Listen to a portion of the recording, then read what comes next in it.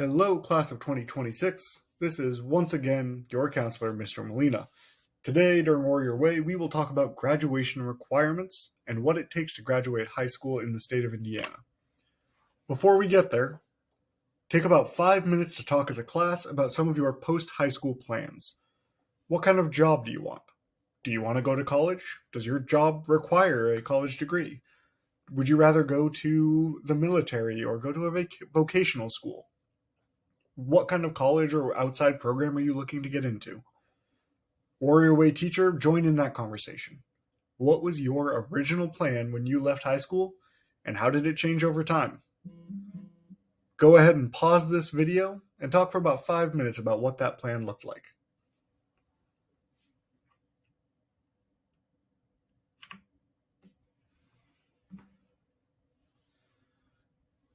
Now that you talked about that, we're going to cover what it takes to graduate, what it takes to get out of high school in the state of Indiana.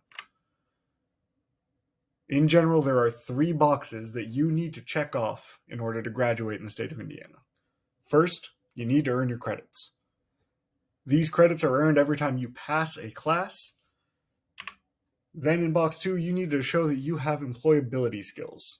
This is done by showing you've done some sort of project-based, service-based, or work-based learning. And then box 3, you need to show that you are ready to do something after you leave high school. It's called post-secondary competencies, whether that is enlisting in the military, enrolling in a school, or going straight into the job field. This sheet right here shows all of the credits you have to earn to graduate the state of Indiana. On the left side is the base requirements for the Core 40. On the right are all of the ways that both the academic honors in the top right and the technical honors in the bottom right differ from the Core 40.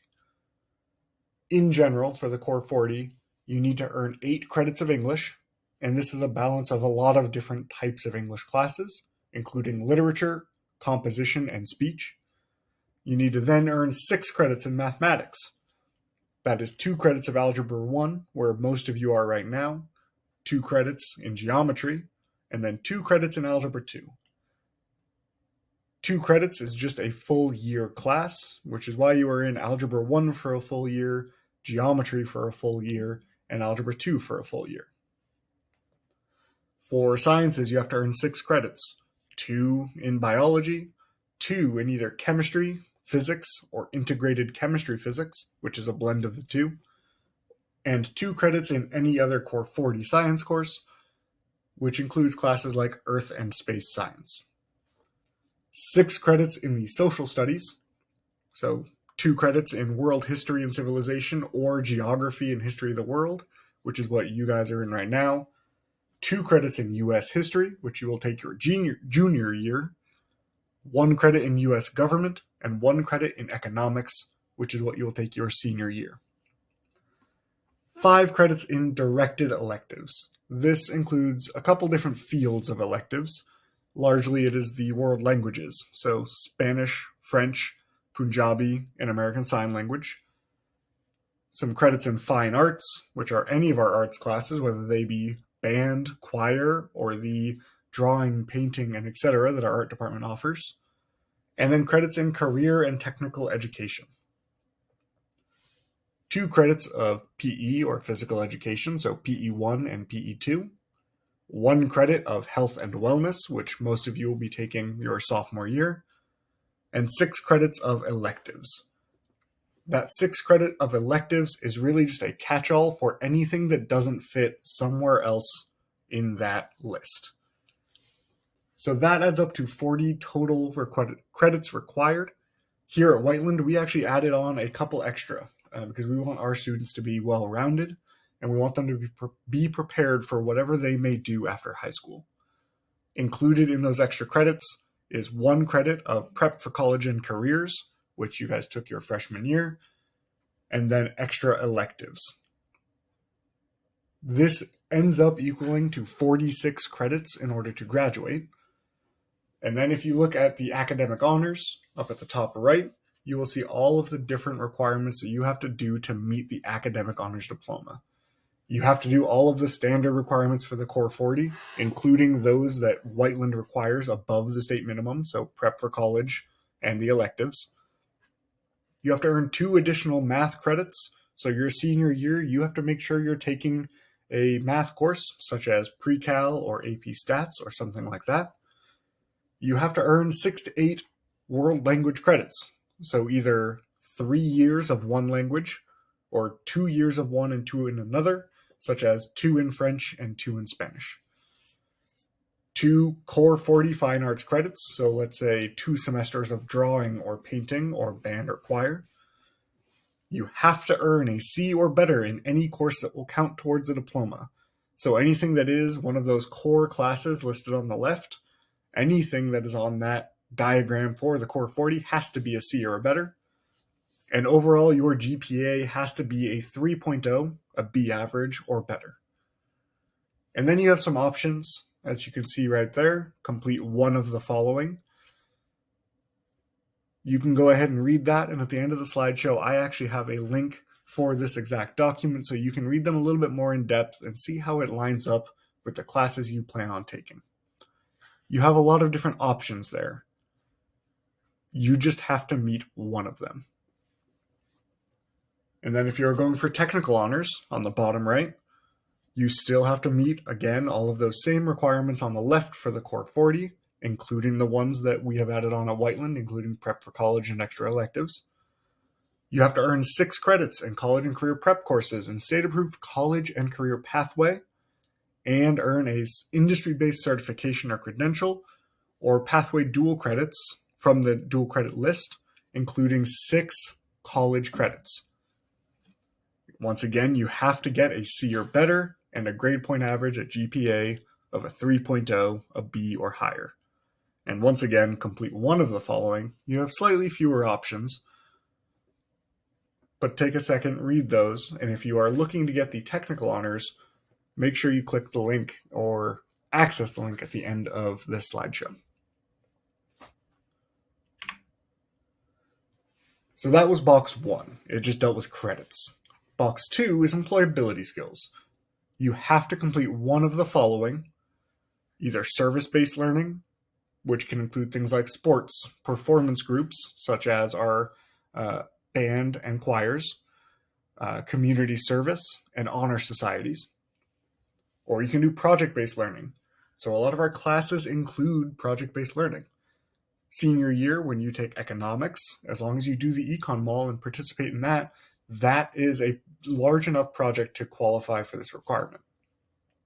As well as groups like 4-H and scouting.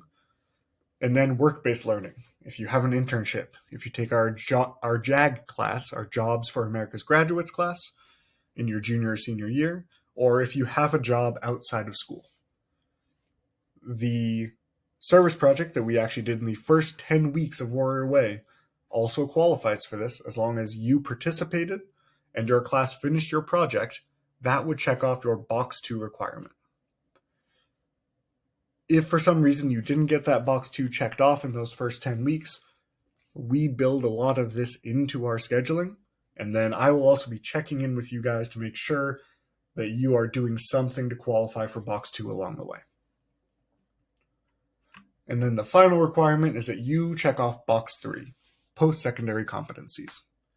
You must complete one of the following: earn an academic or technical honors diploma.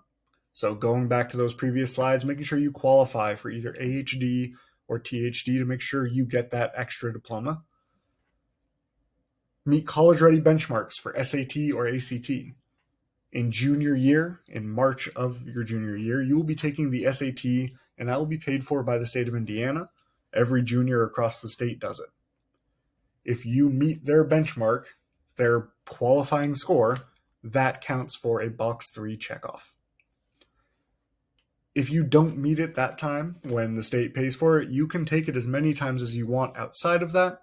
We strongly encourage you to wait for that junior year, because that's usually when your math classes line up with the materials on the SAT. But you can take it, you can practice for it, see your results, and then study for the deficits you may have. Next, you could earn a 31 or higher on the ASVAB. That is the military entrance exam. If you earn a 31 or higher, that also counts. If you take it with us, we do not send your scores on to the military. We don't send your names on for recruiting purposes. That is up for you to decide if you want to do. And if you want those resources, we will gladly connect you with them. But if you take it with us, it can count for a graduation requirement.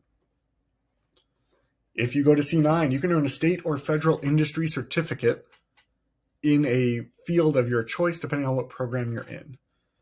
So basically, you would be leaving C9 ready to go into the workforce with certificates that can get you ahead of the rest of the group.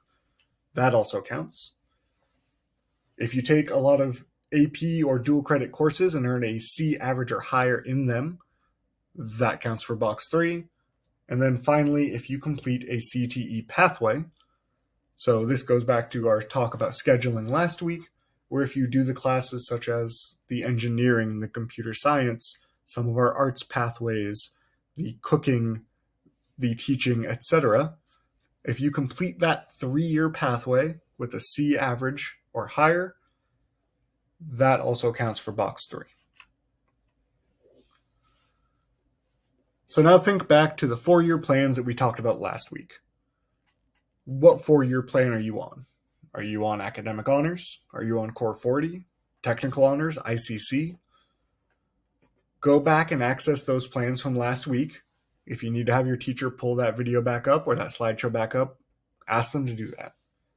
And see how that 4-year pathway compares to the credit requirements that we talked about earlier in this slides.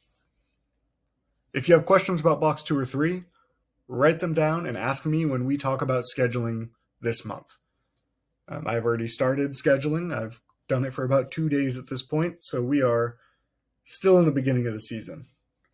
If you have questions about it, please bring those questions to our scheduling meeting. If we've already done scheduling, if we already sat down and did that with your study skills class, go ahead and send me an email. Let's talk about what it's going to take to get you to graduate and what you still have to do. Now, if you want to reference the credit requirements sheet that I showed earlier with the Core 40, the academic honors, and the technical honors, go ahead and have your teacher reference the email that I sent them that has this credit requirements link in it.